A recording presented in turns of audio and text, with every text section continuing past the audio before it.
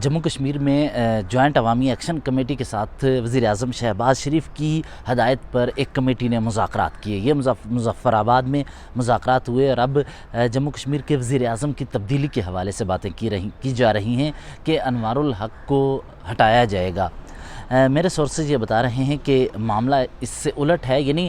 جموں کشمیر میں جو سیاسی جماعتیں پیپلز پارٹی یا نون لیگ یہ وزیر اعظم کو ہٹانے کی خواہش سے زیادہ ایک نئی سیاسی چال چل رہے ہیں جس کا تعلق اگلے انتخابات سے ہے.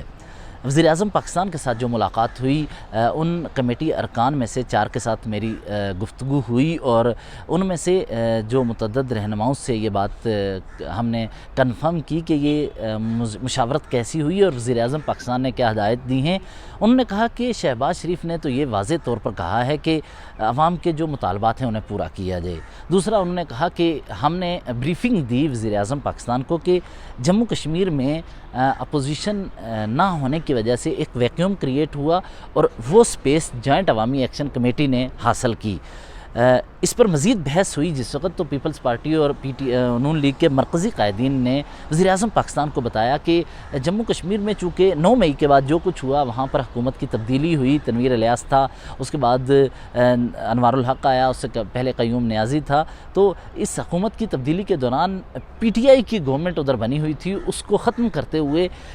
اپوزیشن ساری ختم کی گئی اور حکومت میں سب کو لے آئے. تو اس کی وجہ سے جو سول سوسائٹی کے ذریعے اپوزیشن آواز پارلیمان کے اندر یا باہر اٹھاتی ہے تو وہ موجود نہیں تھی، جس کا فائدہ جوائنٹ عوامی ایکشن کمیٹی نے اٹھایا. اور جوائنٹ عوامی ایکشن کمیٹی نے ورکرز کو اور عوام کو موبیلائز کیا اور کہا کہ نکلیں حقوق کے لیے، کیونکہ یہ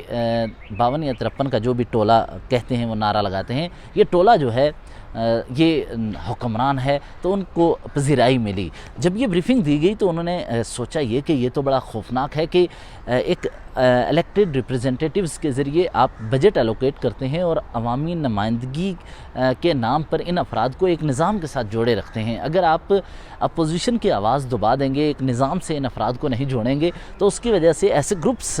سامنے آئیں گے جو پھر ریاست کی رٹ کو چیلنج کریں گے. اس دوران میرے سورسز یہ بتا رہے ہیں کہ فیصلہ ہوا کہ ایک تگڑی اپوزیشن آزاد کشمیر میں ہونی چاہیے اور آپ کو آنے والے دنوں میں بھی کوئی سیاسی جماعت نون لیگ یا پیپلز پارٹی میں ایک اپوزیشن میں نظر آئے گی. اس دوران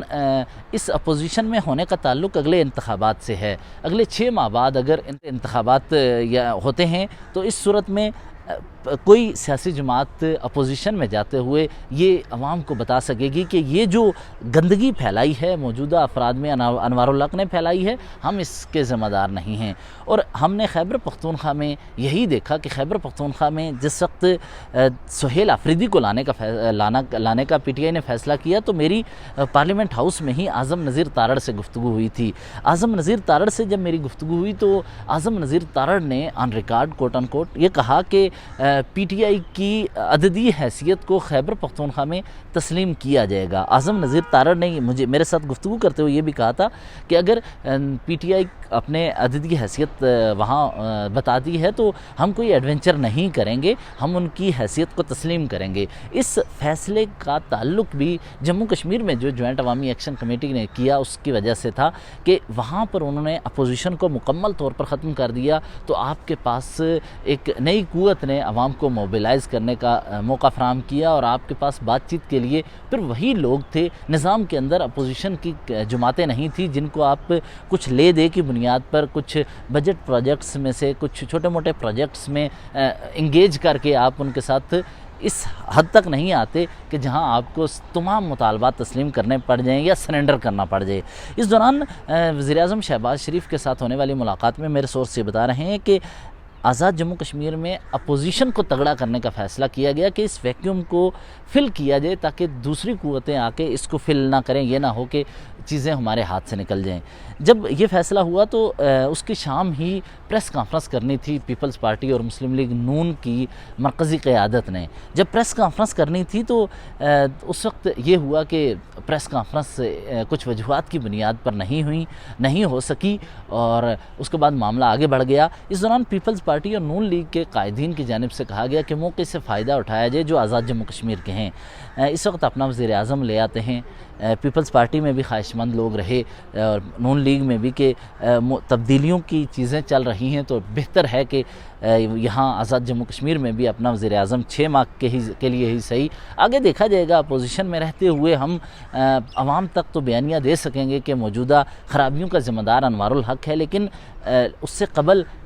ہم عہدے انجوائے کر لیتے ہیں، وزارت عظمیٰ کا منصب اہم ہے تو یہ کر لیتے ہیں۔ اس ایڈونچر میں جموں کشمیر میں یہ سیاسی جماعتیں پڑی ہیں، ان کے مخصوص گروپ یا وزیر اعظم کے عہدے کی لالچ کا شکار افراد پڑے ہیں، ہمارے سورس یہ بتا رہے ہیں۔ اس حوالے سے وہ یہ ہمارے سورس دعویٰ کرتے ہیں کہ کوشش زیادہ یہ کی جا رہی ہے، اب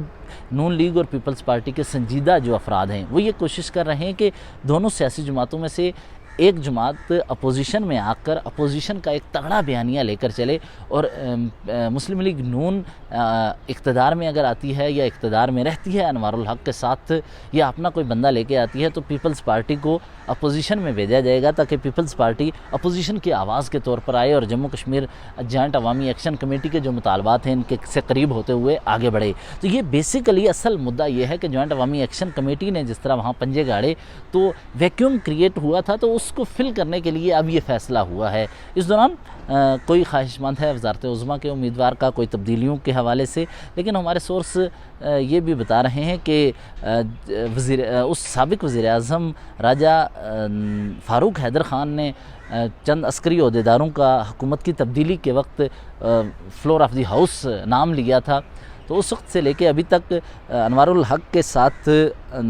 کچھ شخصیات خوش ہیں اور رابطے میں ہیں اور وہ مطمئن ہیں ان سے۔ ایسے میں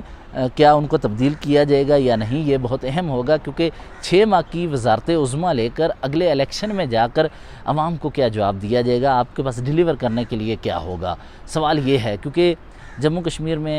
ہم دیکھتے ہیں کہ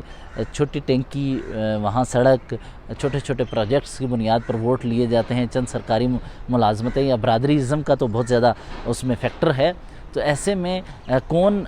وزارت عظمیٰ حاصل کر کے اگلے 3-4 سال جو ہوں گے اقتدار کے جتنے بھی ہوں